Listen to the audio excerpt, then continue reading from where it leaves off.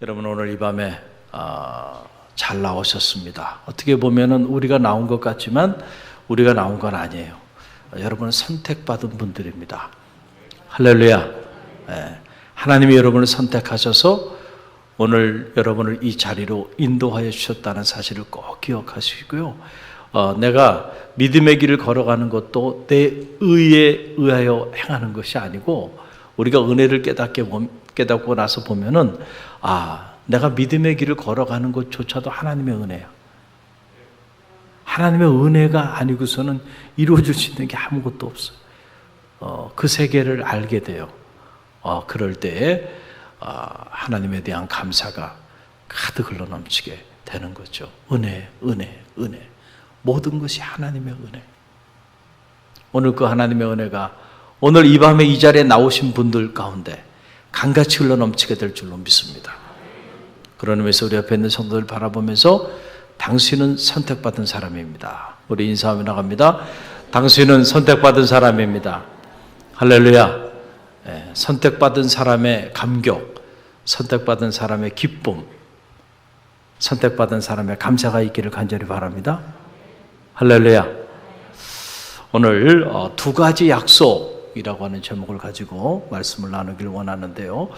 우리의 삶을 한번 가만히 들여다보세요. 가만히 들여다보면 우리의 삶은 약속으로 이루어져 있어요. 그렇죠. 틀림이 없습니다. 우리가 어떤 일에 대해 희망을 갖는다라고 하는 거 참 귀한 일이에요. 그러나 그 희망조차도 가만히 보면 뭐를 통해서 이루어져요? 약속을 통해서 이루어져요. 우리 조지현 전도사님이 요즘 희망에 사로잡혀 있어요. 희망에 사로잡혀 있습니다. 저분이. 느껴져요. 왜? 약속이 있기 때문에. 어떤 약속? 10월이 되면 부부가 된다고 하는, 사랑하는 연인과 이제는 각자 헤어지지 않고 같은 집에서 함께 살게 될 거라고 하는 그 약속이 있잖아요. 그 약속이 저분에게 희망을 주는 거예요. 그래서 지금 이것도 준비하고 저것도 준비하고 했는데 이렇게 떠 있는 것 같아요. 부럽습니다. 우리가 이런 일을 하든 저런 일을 하든 가만히 보세요. 약속이 없이 되는 일이 있나요? 약속을 통해서 하는 겁니다. 그렇죠. 그리고 저처럼 이런 설레이는 약속들은 우리로 하여금, 우리의 삶으로 하여금 그 약속을 기다리는 시간이 행복하게 만들어요. 그렇죠. 그 약속을 기다리는 시간이 얼마나 행복한지 몰라요. 그래서 약속이 없이 우리의 삶이라고 하는 게 존재할까? 사실 존재하지 않아요. 우리의 삶은 크고 작은 약속을 통해서 우리의 삶이 이루어지고 있다. 약속을 하기도 하고 또 내가 한 약속을 지키기 위하여 또 열심히 몸부림치기도 하고 그리고 그 약속이 성취되어졌을 때 그때 또 그 기쁨을 나누기도 하고 할렐루야. 이처럼 우리의 삶을 보면 끊임없이 우리는 크고 작은 약속을 하고 또 약속을 지키고 그 약속의 한복판에서 우리가 살아가요. 그래서 약속을 가르치고 우리의 삶을 이야기할 수 있을까? 이건 불가능해요. 개인과 개인의 약속이든 기업과 기업의 약속이든 국가와 국가 간의 약속이든 우리는 끊임없이 약속을 하며 살아가고 있다는 거죠. 그렇죠? 자, 성경에도 보면 약속이 나와요. 두 가지 약속이 나온다는 거예요. 하나는 어떤 약속이? 하나님이 우리 가운데 하신 약속이 있어요. 이걸 언약이라 그래요. 한번 따라해보세요. 언약. 하나님의 자녀된 우리에게 약속하신 내용들이 있어요. 그걸 언약이라고 말하는데 그 언약이 바로 뭐예요? 하나님의 말씀. 이게 언약이에요. 그래서 옛 언약, 새 언약이라고 말하는 거예요. Old Testamentum, New Testamentum. Testamentum이라는 거는 이게 언약이라는 얘기거든요. 옛 언약, 새 언약. 누구를 향한? 우리를 향한. 그런데 하나님이 우리에게 하신 이 언약, 이 약속은 절대 파기되지 않는다는 거예요. 하나님이 한번 입으로 말씀하신 약속은 반드시 하나님은 그 약속을 이루시는 분이시라는 거예요. 어떤 상황이 닥친다 할지라도 환경 때문에, 상황 때문에 우리에게 하신 그 약속을 파기하지 아니하신다. 반드시 하나님이 이루어 주신다. 믿음이란 뭘까? 믿음은 다른 게 아니에요. 반드시 하나님이 내게 하신 이 약속은 반드시 이루어 주신다고 하는 이 하나님의 약속을 신뢰하는 겁니다. 여러분, 그게 믿음이에요. 왜냐하면 하나님은 God is faithful. 하나님은 신실하신 분이시기 때문에. 그렇기 때문에 신실하신 하나님께서 우리 가운데 약속하신 그 약속은 반드시 이루어 주신다는 거예요. 여러분 믿습니까? 이 약속을 신뢰하는 게 믿음이에요. 다른 게 아니에요. 여러분들이 이 약속을 가로쳐버리고 뭘 믿는다는 얘기입니까? 약속을 믿는다는 거 아닙니까? 약속을 신뢰하고 그 약속이 내게 이루어질 것을 믿고 그 약속이 성취될 그날을 우리가 믿음으로 인내하고 기다리는, 그게 믿음의 길이에요. 그러나 하나님이 우리에게 하신 약속만 있는 건 아니고 오늘 우리가 믿음의 길을 걸어가면서 우리가 하나님께 하는 약속들도 있다는 거예요. 그 약속을 우리는 서원이라 그래요. 한번 따라해보세요. 서원이라고 하는 거예요. 서원. 예를 들어 보면 이런 거예요. 건강검진을 받았습니다.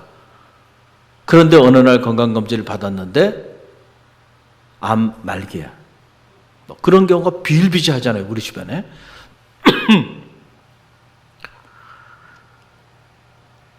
6개월 남았습니다. 길어야 1년입니다. 비일비재하게 우리 주변에 일어나는 일이에요. 그렇죠? 만약에 어떤 사람이 건강검진을 받았는데 이런 사형 선고 아닌 사형 선고를 받았다고 생각해요. 더 이상 수술할 수도 없어요. 암이 온몸에 퍼져서. 짧으면 6개월, 길면 1년이에요. 자, 이 사람은 하나님께 기도할 때 어떻게 기도할까요? 어떻게 기도하겠어요? 하나님, 살려주세요. 살고 싶습니다.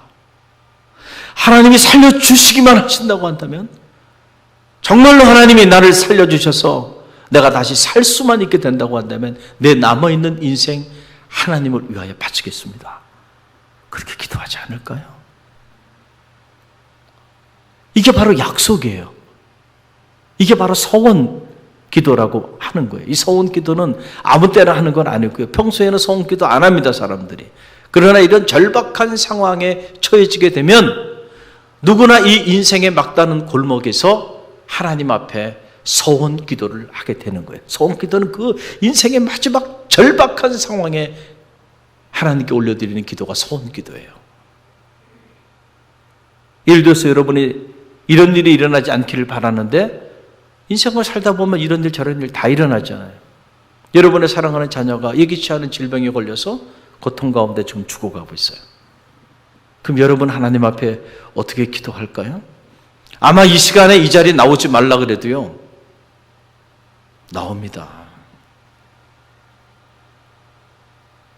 내 사랑하는 자녀가 고통 가운데 죽어가는데 신앙이 있다고 말하는 내가, 믿음이 있다고 말하는 내가, 하나님 살아계심을 인정하는 내가 그 하나님 앞에 메어 달리지 않겠어요? 메어 달리게 돼 있어요. 그 절박한 상황이 되면. 그 나와서 조용히 폼 잡으면서 근엄하게 묵상기도 하다가 돌아가겠어요? 아니에요. 절대 그런 일이 일어나지 않습니다. 여러분, 피눈물을 흘리면서 통곡하며 내 사랑하는 딸을, 내 사랑하는 아들을 살려달라고 그렇게 기도하지 않을까요? 그렇게 기도할 거 아닙니까? 내 사랑하는 딸을, 내 사랑하는 자녀만 살려주신다고 한다면 제가 가지고 있는 전 재산이라도 하나님 앞에 하나님의 사업을 위하여 바치겠습니다. 아니 그렇게 기도하지 않겠어요? 내가 가지고 있는 재산이 내 사랑하는 죽어가는 딸이나 내 사랑하는 죽어가는 내 아들보다 더 귀합니까? 아니죠. 그러니까 그런 위기 상황에 봉착하게 되면 우리는 절박하게 하나님 앞에 서원 기도를 하지 않을 수가 없다니까요. 이 문제만 해결해 주시면 정말 내 인생의 가장 큰 문제 아닙니까? 내가 하나님을 위해서 뭐를 바치지 못하겠어요? 그렇게 통곡하며 눈물 흘리며 기도한다니까요. 기도하게 돼 있어. 사업을 하다가 사업이 잘 될 때도 있지만 사업이라는 건 항상 어려울 때도 있기 마련이에요. 굴곡이 있단 말이에요. 사업을 하다가 동업자를 잘못 만났어요. 파트너를 잘못 만나서 내 실수가 아닌 상대방의 실수 때문에 어려움을 당할 수가 있단 말이에요. 나만 잘한다고 되는 게 아니에요. 나와 함께 사역하는 사람들이 잘해야 되는데 그 사람들이 잘못해서 나까지 어려움을 겪게 돼서 결국은 사업이 파산이 됐어요. 온 가족이 길바닥에 내어앉게 생겼어요. 집안의 모든 가구들에 딱지가 붙고요. 만약에 그런 상황에 놓여있게 된다고 한다면 어떻게 기도할까? 그동안에 하나님이 축복해 주셔서 잘 먹고 잘 살았어요. 남부럽지 않게 살았어요. 그래서 주일이 되면은 골프 치러 다니고요. 그렇잖아요. 돈도 있죠. 또 비즈니스 차원에서 골프 잡대도 해야 되니까 그래서 주말만 되면 산으로 둘러 놀러 다니는 거예요. 골프 치러 다니고 그리고 여가가 주어지면 가족들과 함께 해외여행 다니고 산으로 둘러 그동안에 하나님이 부어주신 축복을 그렇게 즐기며 사는 겁니다. 그 인생 잘 살고 있다고 생각한 거죠. 나는 남부럽지 않게 성공한 인생을 살아가고 있다라고 스스로 생각하면서 말이죠. 하나님이 걷어가시면요 시간을 필요로 하지 않는 거예요. 그러면서 하나님의 사업을 위해서는 너무나도 인색하게 그렇잖아요. 그러고 살았어. 그런데 한순간에 파산한 거야. 알거지가 돼버린 거예요. 빚더미에 올라앉게 생겼고 가족들은 다 길바닥에 내앉게 생겼어요. 자, 그 상황이 되면 어떻게 기도할까요? 어떻게 기도하겠어요? 뭐라고 기도하겠습니까? 하나님 앞에. 하나님, 제가 잘못했습니다. 참의 눈물을 흘리면서 제가 다시 일어설 수 있게만 한 번 더 저에게 기회를 주신다고 한다면 제가 이제는 절대로 주의를 성수하는 이 일에 내 목숨을 걸겠습니다. 주의를 성수하겠습니다. 11조 도둑질하지 않겠습니다. 얼마 전에 우리 친구 목사님 만났는데 그게 어느 분 이야기를 하는 거예요. 참 안타까운 이야기들이더라고요. 보니까 11도 도둑질하는 사람들이 너무 많은 거예요. 너무 많은. 주의 종의 마음에 그런 마음을 갖게 하면 안 될 텐데 주의 종이 그런 마음을 가지면 어떻게 될까? 그렇죠? 여기까지만 얘기할게요. 얘기는 그게 좋을 것 같아요.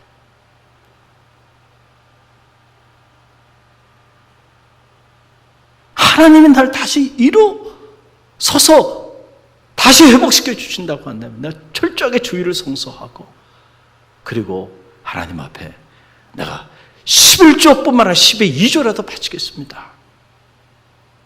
이제는 다시는 하나님의 사업에 인색하게 살지 않겠습니다. 아니 그러지 않겠냔 말이에요. 할렐루야. 이게 무슨 기도예요? 서원 기도예요. 절박한 상황에 봉착할 때 우리는 언제나 하나님 앞에 이렇게 우리가 하나님 앞에 약속을 하면서 기도하는 거예요. 이 기도만 응답해 주시면 제가 이렇게 살겠습니다. 이렇게 기도하는 거예요. 그렇죠? 자, 그래서 오늘 본문 말씀을 보게 되면 오늘 본문 말씀은 이 두 가지 약속 중에 두 번째 약속인 서원에 관한 그런 말씀이에요. 서원 기도에 관한 말씀인데 자, 13절로 15절 말씀 보세요. 13절로 15절 말씀. 우리 한 음성으로 여러분 말씀을 읽을 때는요. 소리를 내서 마음으로 믿어 의에 이르고 입으로 시인하여 구원에 이른다. 이렇게 말씀을 들을 때도 따라해보세요. 아멘. 아멘. 아멘 하신 분들에게는 그 말씀이 들어가는 거예요. 할렐루야. 아멘을 크게 해야 돼, 아멘을. 이상하게 제가 성에 나가면 말이죠. 아멘 하지 말라 그래도 막, 아멘, 아멘. 막 그러면서 막 은혜가 넘치는데. 참, 우리 교회는 특별한 은사를 받은 것 같아요. 속으로 아멘 하시는 것 같아서. 속으로 아멘 하는 것도요, 은혜로워요. 그러나 여러분 스스로 마음으로 믿었어요. 그리고 입으로 시인하고 선포하는 믿음이 여러분 가운데 있기를 간절히 바랍니다. 그래서 소리를 내서 아멘, 아멘. 이게 훈련을 해도요, 잘 안 돼. 안 돼. 내가 우리 사역자들에게도 아멘 훈련을 시켰는데 이분들도 입 딱 다물고 있잖아요. 안 돼요. 안 돼. 어떻게 해야 될까? 할렐루야. 자, 말씀을 우리가 읽을 때는요, 마음으로 믿고 입으로 시인하면서 선포하며 고백하며 읽을 때 이 말씀이 여러분의 것이 될 줄로 믿습니다. 자, 우리 함께 읽어봅니다. 13절로 15절. 내가 번제물을 가지고 주의 집에 들어가서 나의 소원을 주께 갚으리니 이는 내 입술이 낸 것이요 내 환난 때에 내 입이 말한 것이니라. 내가 수장의 향기와 함께 살찐 것으로 주께 번제를 드리며 수소와 염소를 드리리이다. 아멘. 자, 여기 보니까, 자, 보세요. 내가 번제물을 가지고 주의 집에, 주의 성소에 들어가서 나의 무엇을 갚겠다는 거예요? 나의 소원을 갚겠나이다. I will fulfill my vows to you. 이게 뭐냐면, 당신에게 한 my vows, 나의 맹세, 나의 약속을 내가 이행하겠습니다. 라고 하는 그런 얘기예요. 할렐루야. 감동적인 얘기죠. 그러면서 하는 말이 이 맹세, 이 약속은 내가 내 입으로 한 것입니다. 내 입으로 나의 환난의 때에 내가 당신에게 내 입으로 한 맹세입니다. 이 맹세를 내가 이제 번제물을 가지고 여호와의 성소에 나가서 나의 이 맹세를, 나의 이 소원을 이제는 내가 갚겠습니다. 라고 하는, 한국말로 서원이라고 번역을 했죠. 영어에서는 vows, vow라고 하는 말, 맹세, 약속이라니. 하나님 앞에 내가 이렇게 하겠습니다. 하나님이 이 문제를 해결해 주시면 제가 이렇게 살겠습니다. 라고 맹세했던 거, 약속했던 거, 이제는 내가 갚겠습니다. 라고 하는 바로 그런 얘기예요. 내가 환난의 때에 내 입으로 하나님 앞에 맹세했던 거, 이제는 내가 갚겠다라고 하는 그런 얘기예요. 여러분, 소원 기도는요, 능력이 있습니다. 능력이 있어요. 우리가 이 절박한 상황에서 하나님 앞에 이 문제만 해결해 주시면 제가 이렇게 하겠습니다라고 맹세하고 약속하며 기도하는 그 기도는요, 반드시 하나님이 응답해 주세요. 의심하지 마세요. 반드시 응답해 주십니다. 그래서 소원 기도가 갖는 강력한 힘이 있어요. 그런데 중요한 건 뭐냐면은 바로 이거예요. 소원 기도를 해서 하나님이 반드시 응답해 주시는데 응답받은 이후에 우리의 삶이에요. 응답받고 난 다음에 과연 내가 하나님 앞에 약속한 대로, 맹세한 대로, 그대로 오늘 시인처럼 내 소원을 이제 주께 갚겠나이다 라고 나아가는 것이 중요한데, 대부분의 많은 사람들은 자기의 문제가 해결되고 나면 그 절박한 때에 하나님 앞에 했던 약속들, 맹세들을 까마득하게 다 잊어버리고 내가 언제 그랬냐는 듯이 돌변한다는 거예요. 그래서 우리가 흔히 하는 말, 이런 말 하잖아요. 화장실 들어갈 때하고 나올 때가 어떻다는 거예요? 다르다. 그럼 어떤 분이 그러더라고요. 그럼 목사님, 그럼 화장실 들어갈 때하고 나올 때하고 달라야죠. 똑같으면 문제가 있는 거 아닙니까? 또 이렇게 말하는 분들도 있어요. 자기 합리화를 하는 거죠. 이 말의 의미를 들여다보지 않고. 그렇죠? 화장실 들어갈 때는 막 절박했잖아. 그리고 문제 해결 딱 하고 나니까 내가 언제 그랬어? 까마득하게 잊어버리고요. 저도 사역을 하면서 이런 모습 많이 봅니다. 많이 봐요. 전 머리가 나빴으면 좋겠어요, 때로. 그런 생각을 할 때가 있어요.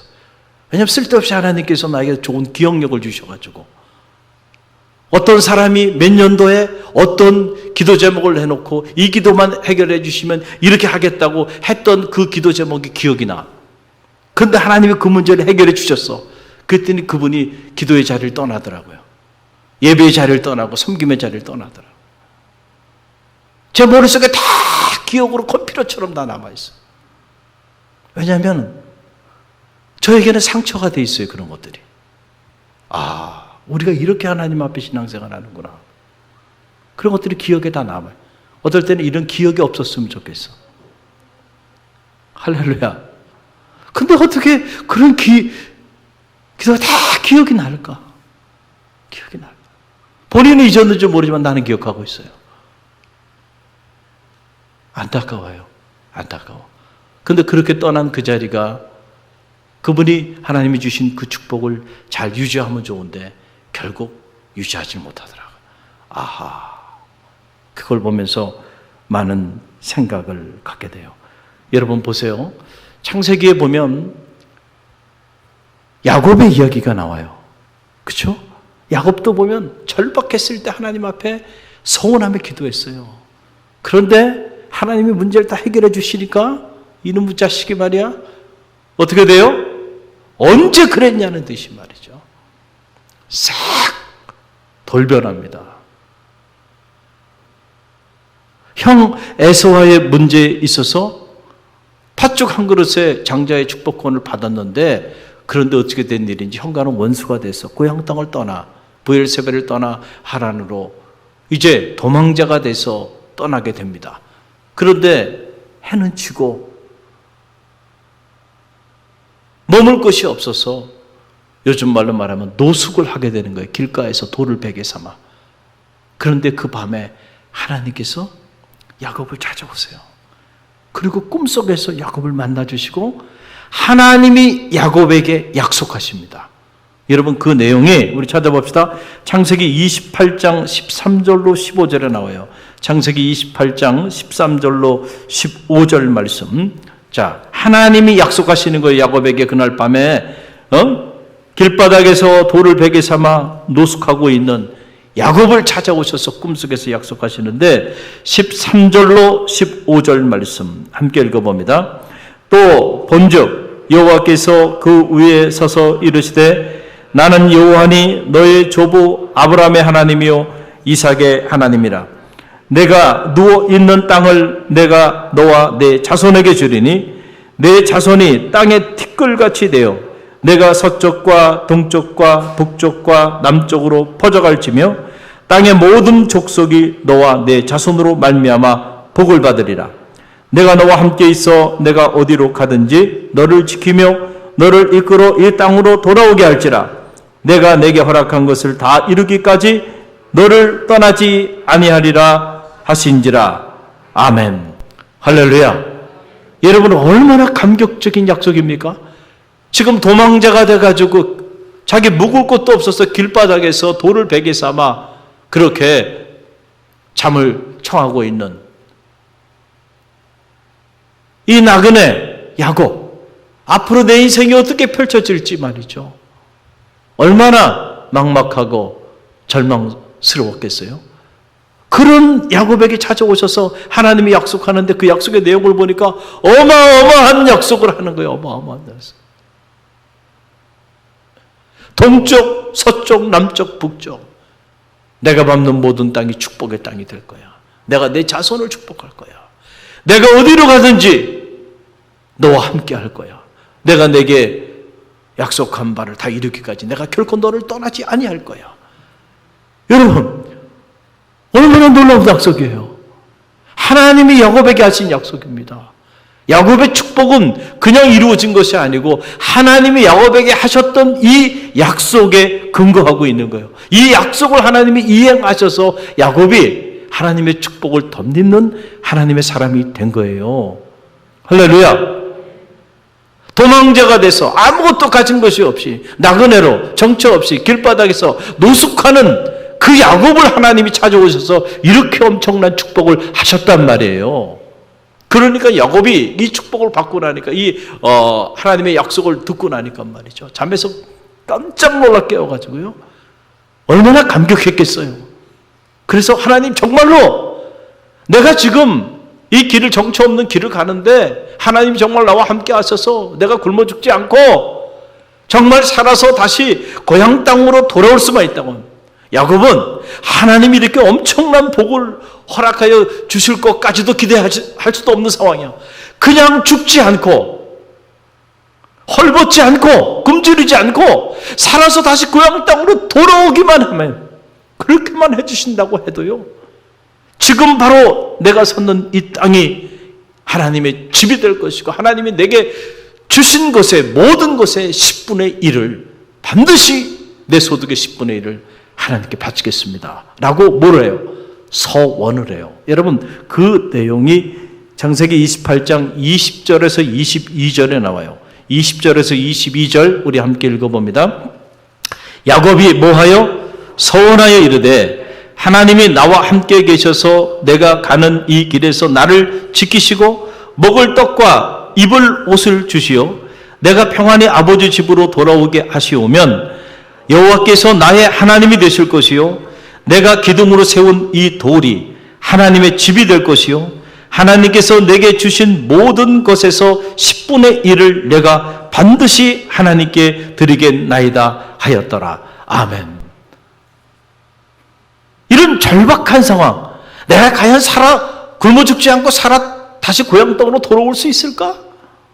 이렇게 절박한 상황이었어요 지금. 그러니까 하나님이 그를 엄청나게 축복해 주신다고 약속하셨음에도 불구하고 그런 것까지는 기대할 수도 없는 거예요. 그냥 내가 하나님이 나와 함께 하셔서 나를 지켜주셔서 내가 먹을 떡과 입을 옷을 입혀주셔서 굶어 죽지 않고 추위에 떨지 않고 살아서 고향 땅으로 정말 돌아올 수만 있게 해주신다고 한다면, 그렇다고 한다면 이곳이 하나님의 집이 될 것이고 하나님이 내게 베풀어 주신 모든 것의 10분의 1을 하나님께 내가 반드시 드리겠습니다. 이 여러분, 11조 정신은 여기서부터 나오는 거예요. 이 내용을 모르는 사람들이 엉뚱한 얘기들 하는 거예요. 무슨 11조를 꼭 해야 하냐, 해야 되냐. 11조의 전제는 하나님이 내게 물질이 됐던 건강이 됐던 하나님이 내게 부어주신 축복, 그 축복의 전제 위에서 하나님이 내게 허락해 주신 것의 10분의 1을 내가 하나님 앞에 내어 드리는 것입니다. 하나님이 내게 아무것도 해주신 것이 없어. 그런데 내가 10분의 1을 하나님 앞에 내어 드리는 게 아니라니까요. 여러분, 이해가 됩니까? 이해가 되시길 바랍니다. 이해가 안 되면 애우세요. 할렐루야. 그냥 이해가 안 되면 암기해 버리세요. 그냥 11조라고 하는 게 이런 거구나. 그러니까 하나님의 아름다운 가정도 허락해 주셨어요. 그리고 내가 일할 수 있는 직장도 주셨어요. 그리고 나로 하여금 소득도 허락해 주셨어요. 다 하나님 주신 것이죠. 하나님 주셨으니까 주신 것에, 하나님의 것에 10분의 1을 내가 하나님 앞에 드리는 거예요. 내 것을 드리는 게 아니라니까요. 할렐루야. 할렐루야. 이 11조 정신이에요. 11조 정신. 이거 서운한 겁니다. 서운한 거예요. 그래서 하나님이 보세요. 야곱이 아무것도 없이 빈털터리가 돼서 현관은 원수지간에 돼서 이제 길바닥에서 노숙하는 신세가 됐는데, 그렇게 떠난 그의 길을 하나님 정말로 약속하신 대로 함께 하셨어요. 축복하셨어요. 여러분, 뛰는 놈 위에 나는 놈이 있다고 말이죠. 야곱도 만만한 놈이 아니에요. 그렇죠? 그런데 야곱보다 더 대단한 분이 누구예요? 외삼촌 라반이에요. 야, 야곱 같은 사람을 말이에요, 계속 끝없이 속여. 그러니까 말이에요, 야곱도 속이는 자인데 그 속이는 자를 또 속이는 인물이니까 그의 외삼촌 라반은 정말 날아다니는 사람이에요. 20여 년의 세월을 말이죠, 외삼촌 라반의 집에서 끊임없이 약속을 파기하고 또 약속을 파기하고 약속을 파기하면서 야곱을 이용해 먹습니다. 그런데 하나님의 축복은 라반을 통하여 누구에게 임해요? 야곱에게 임합니다. 왜일까요? 하나님이 야곱에게 하신 약속이 있잖아. 할렐루야. 내가 너를 축복해 주겠다고 하나님이 약속하셨잖아. 하나님의 약속은 사람이 아무리 그 약속을 파기하려고 몸부림쳐도요, 하나님의 약속은 흘러갑니다. 흘러가요. 그래서 결국 야곱이 그 외삼촌 라반의 집에서 거부가 돼가지고 지금은 혀를 단신 홀로 정처 없는 나그네의 길을 걸어갔던 야곱이 사랑하는 또 아내를 그리고 많은 가솔들을 거느리고 거부가 돼가지고 고향 땅으로 돌아오게 되는, 금이 환영하게 되는 역사가 나타난 거예요. 그 고향을 향해서 가는데 보니까 한 가지 마음에 크게 걸리는 일이 있어요. 그게 뭐예요? 형 에서의 문제죠. 형이 이놈의 자식 말이야, 만나기만 하면 반드시 죽이리라. 그게 성경에 먹어야 되니까 뭐 요즘 말로 말하면 뭐냐, 별동대 특수부대를 다 모집해가지고 말이야, 동생이 돌아온다는 소리를 듣고요, 동생을 쳐 죽이기 위해서 출발한 겁니다. 그러면 형, 이 에서의 문제가 아직 해결되지 않는 인생의 문제란 말이에요. 그래서 분일해서 목숨을 걸고 기도하잖아요. 그래서 하나님이 그를, 야곱을 축복하셔서 형 에서의 문제도 앞서가셔서 다 해결해 주셨어요. 할렐루야. 할렐루야. 자, 그럼 보세요. 외삼촌 라반의 집에서 거부가 됐고, 사랑하는 아내들과 가솔들을 거느리고, 그리고 형 에서의 문제도 하나님이 앞서가셔서 다 해결해 줬어요.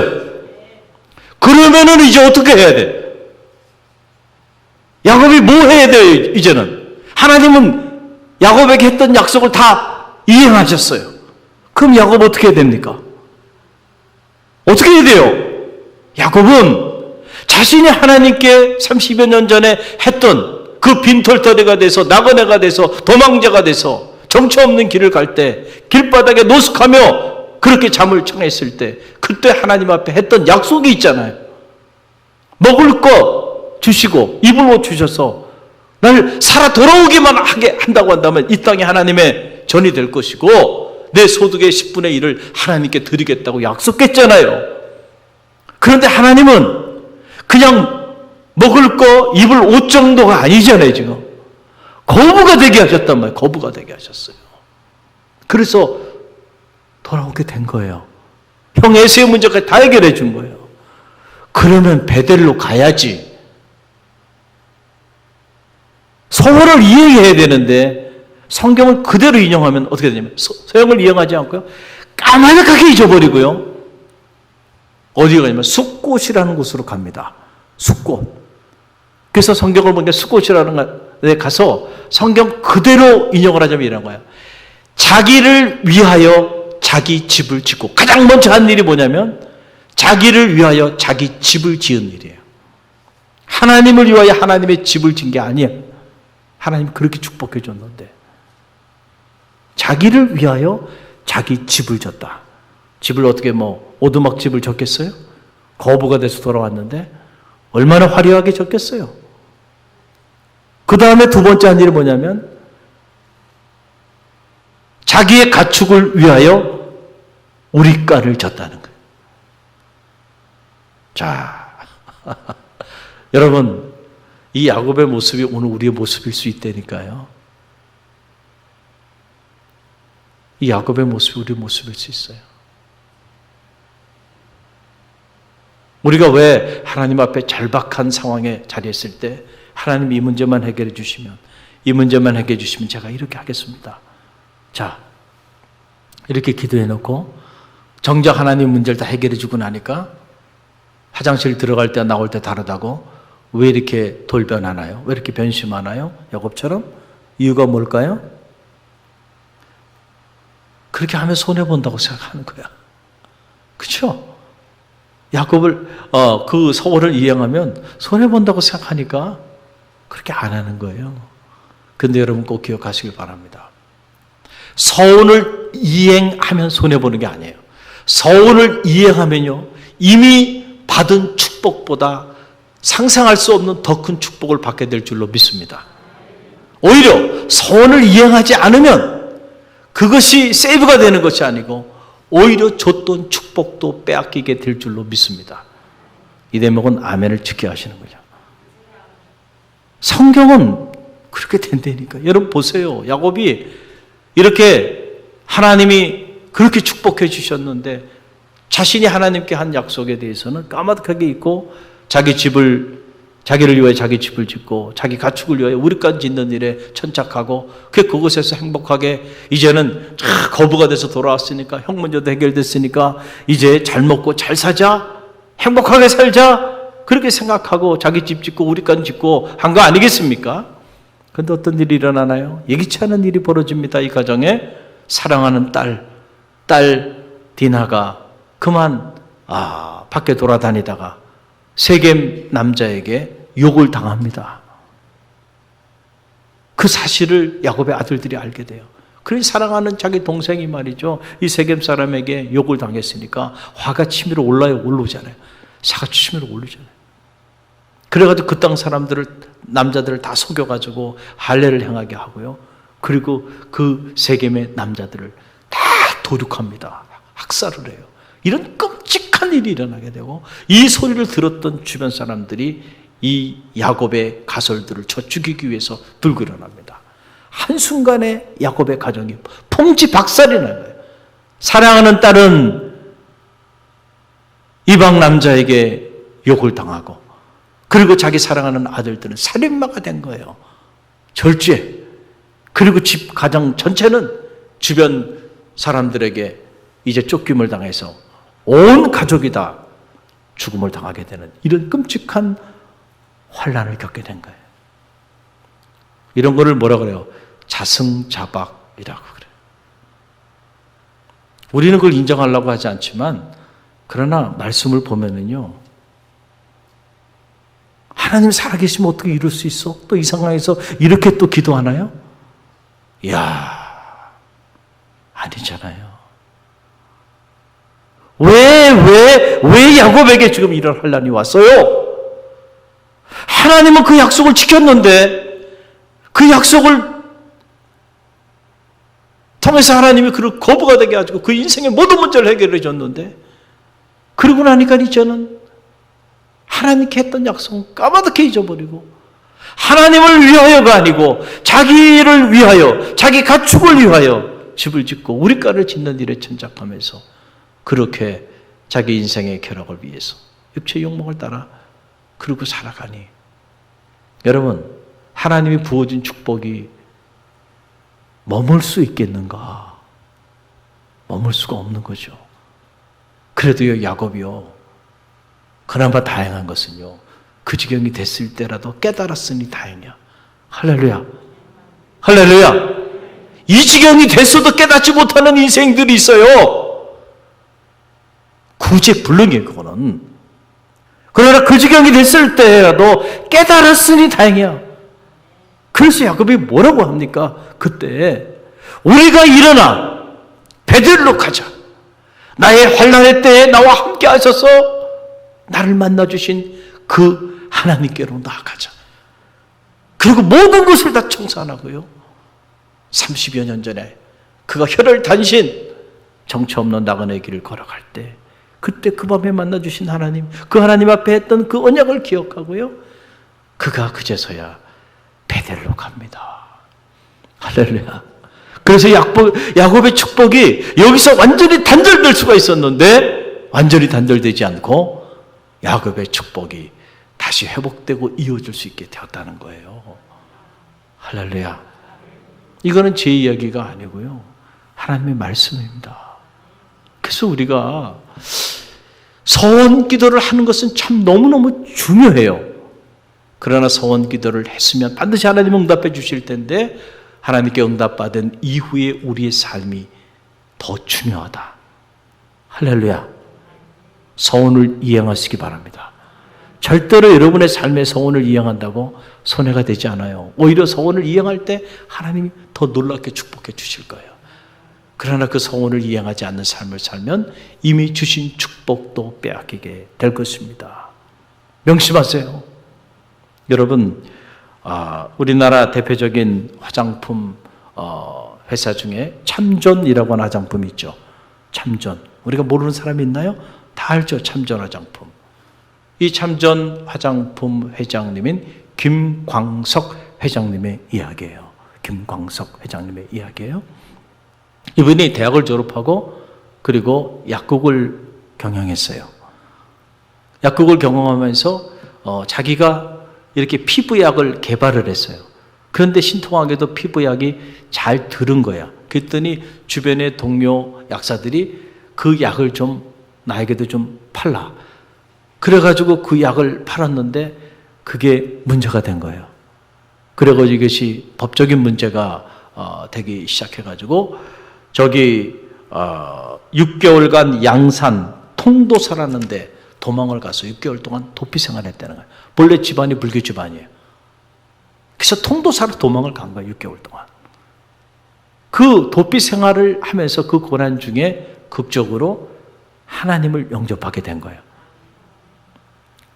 할렐루야. 그리고는 자수를 했어요. 그래서 일정 부분 실형을 살고, 그리고 벌금이 나왔는데 그때 벌금이 8억 3천만 원이나 나왔다는 거예요. 그러니까 완전히 알거지가 돼버렸는데 이거 감당할 길이 없는 거예요. 빚더미에 올라앉은 거예요. 그러니까 하나님 앞에 기도한 거예요. 살려달라고 기도한 거예요. 하나님 앞에. 그리고 기도하는 중에 하나님이 이런 마음을 주시더래요. 네가 잘하는 것을 해라는 거예요. 그래서 자기가 잘하는 거, 내가 가장 잘할 수 있는 게 뭘까? 그걸 생각하다가 화장품 회사를, 참전이라는 이 화장품 회사를 설립하게 된 거예요. 그런데 지금 빚더미에 올라앉아 있어요. 신용도 다 엉망이에요. 그런데 회사를 설립했으니까 막막하지 않겠습니까? 그래서 하나님 앞에 서원 기도를 했다는 거예요. 하나님 앞에 어떻게 서원 기도를 했냐면, 하나님, 저를 축복하셔서 제 소득의 배가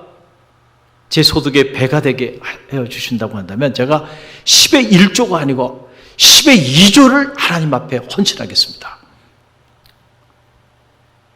야곱의 서원 기도와 같잖아요. 지금 이 기도가. 그렇게 기도했는데 어떤 일이 벌어졌냐면, 그가 기도하는 중에 하나님이 갑자기 기가 막힌 아이디어를 줬대요. 그 아이디어가 뭐냐면 클린싱 워터라고 하는 거예요. 클린싱 워터. 뭔지 알죠? 하나님이 그 아이디어를 주셔가지고 그걸 제품화했는데 이게 대박이 난 거예요. 소득의 2배가 아니고요, 수십 배 이상의 소득이 나기 시작하는 거예요. 그래서 이 참전이라고 하는 이 회사가요, 놀랍게 세워지기 시작한 거예요. 이분의 간증이에요. 그래서 지금도 강남에 그 아피스가 있는데 그 아피스에 들어가 보면 그 사무실 입구 복도에 큰 십자가가 딱 붙어 있고요. 사무실 안쪽에는 이제 잠시 잘 수 있는 작은 침실과 기도실이 있다는 거예요. 매일같이 지금까지 새벽 3시 30분이면 어김없이 기상해요. 몇 시에 기상한다고요? 이 부분은 왜 이렇게 3시 30분 3시 30분 잔 웨슬리는 모든 감리교도들은 새벽 4시에 기상하라 그랬어요. 새벽 4시에. 근데 새벽 3시 30분에 어김없이 일어나서 하나님께 새벽 기도를 하고, 할렐루야, 그렇게 한나의 삶을 시작하는데, 지금 이 김광석 회장님의 사업 성공의 3대 비결이 있는데, 그 3대 비결은 뭐냐면, 첫째는 온전한 11조. 온전한 11조. 11조 도둑해가지고요, 부자 될 것 같아요? 여러분, 절대 그런 일이에요. 여러분 자녀들에게도 똑바로 가르치셔야 돼요. 똑바로 가르치셔야 돼요. 저도 다른 건 몰라도 우리 자녀들에게는 11조만큼은 철저히 가르칩니다. 요것들이 말이에요, 돈이 생기기 시작하니까 11조가 아까운 거야. 자기네 생활도 넉넉하지 않고. 그런데 보니까 이 11조라는 돈이 이게 적은 돈이 아니잖아요. 그래가지고 한번 저와 우리 집사람에게 혼나고요. 우리 큰딸도 한번 그런 적이 있어요. 하나님이 너를 축복하셔서 너를 여기까지 오게 하신 거예요. 착각하지 마라. 어떤 경우도 착각하지 마라. 하나님이 함께 하지 않으면 너는 아무것도 아니야. 철저하게 11조 생활. 할렐루야. 할렐루야. 여러분의 자녀들 점검해 보세요. 11조 도둑질하고 있는 자녀들이 절대 하나님 축복하지 않아요. 그래서 온전한 11조. 그리고 두 번째는 매일 새벽 기도. 이거는 하나님 부르는 날까지 새벽을 깨우며 하루에 첫 시간 기도하는 일은 이거는 반드시 지금까지 행하고 있는 그 일이고, 그 다음에 청지기 정신. 청지기 정신이 뭐예요? 소유권이 내게 있지 않고 누구에게 있다는 거예요? 하나님께 있다는 거예요. 할렐루야. 할렐루야. 그래서 이 기업은 내가 CEO지만 이 기업의 진정한 주인은 내가 아니고 하나님이다. 나는 경영자일 뿐이고 주인은 누구예요? 하나님. 이 세 가지. 내 소득에 얼마를 받든 간에 내 소득의 10분의 1은 하나님께 바치는 거예요. 그러니 참전 화장품 회사의 회장님이시니까 이분이 온전한 11조를 하면 글쎄 얼마를 11조 하시겠어요? 그 계산이 안 되겠죠. 할렐루야. 그렇게 하시는 거예요. 매일 새벽을 깨우고 그리고 청지기 정신을 사니까 11조는 기본이고요. 자신이 가지고 있는 이 기업이 하나님의 기업이니까 하나님의 사업을 위해서 얼마나 멋있게 사용하시겠어요. 그 이분이요, 불교 집안에서 자랐는데 하나님이 그를 축복해 주셨어요. 그 고난 속에서 주님을 영접하게 됐고 하나님께 소원하며 나갈 때 하나님이 그냥 2배가 아니고요, 셀 수 없이 많이 축복해 주셔서 그가 지금 소망교회 장로님으로 축복을 받고 너무너무 멋있게 섬기고 있대요. 그러니 여러분, 소망교회가 이렇게 확, 이런 분들이 그런 11조 정신을 가지고 청지기 정신을 가지고 섬기는데 여러분 한번 상상을 해보세요. 얼마나 교회가 힘이 될까? 할렐루야. 할렐루야. 여러분, 하나님은 살아계십니다. 중요한 건 그 살아계신 하나님을 우리가 어떻게 체험하느냐. 이 김광석 회장님의 철학은 이거예요. 하나님 말씀대로 기도하고 하나님 말씀대로 생각하고 하나님 말씀대로 행하면 하나님이 우리 인생을 책임져 주시고 우리를 존귀하게 들어 사용하여 주신다는 거예요. 흔들리지 않는 거예요. 이분은 체험이 있으니까. 할렐루야. 이런 실제 하는 하나님을 만나는 인생의 밑바닥에서 이런 체험적인 신앙이 없으니까 엉터리 신앙생활을 하고 있는 거예요. 하나님께 내가 시간을 내어드리는 거, 물질을 내어드리는 거, 내 재능을 내어드리는 것을 아깝게 생각하고 인색하게 생각하고요. 아직도 그러고 살아가고 있는 거예요. 저는 여러분이 어차피 믿음의 길을 걸어가는데 말이죠, 그런 불행한 신앙생활 하지 말길 간절히 바랍니다. 체험적인 신앙을 해야 돼요. 할렐루야. 할렐루야. 10의 1조 가지고 부들부들 떠는 인생이 아니고 10의 2조, 10의 3조 아닌 내 삶의 전부라도 하나님의 영광을 위하여 쓰임받기를 원합니다. 여러분, 그렇게 기도할 때 하나님이 그의 인생을 축복하고 가정을 축복하고 자녀를 축복하고 사업을 축복하는 거 아니겠어요? 할렐루야. 내 것이 내 것입니까? 내 것이 내 것이라면 내 뜻대로 할 수 있어야죠. 내 인생도 내 뜻대로 안 돼요. 하나님 손 놔버리시면 한순간에 무너져 버리는 겁니다. 가정도 마찬가지고요. 소유권이 내게 있지 않고 하나님께 있음을 알아야 돼요. 할렐루야. 그러니까 자신이 소원한 대로 그 이상을 하나님 앞에 소원을 이행하며 사니까 하나님이 그를 축복하시고 또 축복하셔서 그런 믿음의 기업을 이루게 하시고, 무엇보다 하나님 앞에, 여러분 장로의 직임이라고 하는 게 얼마나 거룩하고 신성한 직임이에요. 하나님의 교회의 장로님이 되게 하시고, 그렇게 멋있게 교회를 세우는 일에 헌신하며 살아가게끔 그의 인생을 축복해 주신 거예요. 사랑하는 성도 여러분, 이 밤에 여러분 잘 나오셨어요. 이 금요일 저녁에 무슨 연속극 보는 것도 중요하겠지만은, 여러분 그게 중요해요 지금? 말씀의 자리, 기도의 자리, 찬양의 자리에 여러분 잘 나오셨어요. 오늘 이 밤에 여러분에게 주신 말씀을 흘려보내지 말게 되기를 간절히 바랍니다.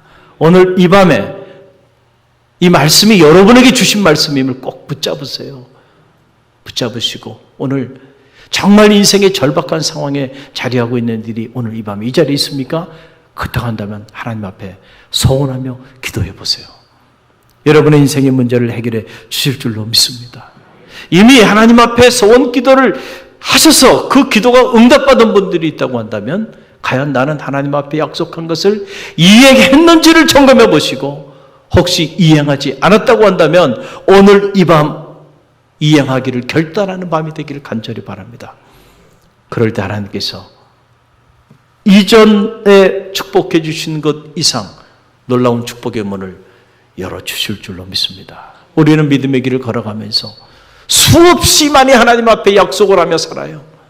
내가 성도로 살다가 집사로 임직할 때도 온 교우들과 성도들 앞에서 약속한 바가 있어요. 그 소원입니다. 권사님이 되고 장로님이 되면서 하나님과 하나님 교회 앞에 약속한 바들이 있어요. 그거 소원이에요. 과연 내가 하나님 앞에 그렇게 약속한 것들을 나는 과연 이행하며 살아가고 있는지를 점검해 보세요. 약속을 이행할 때 능력이 나타납니다. 할렐루야.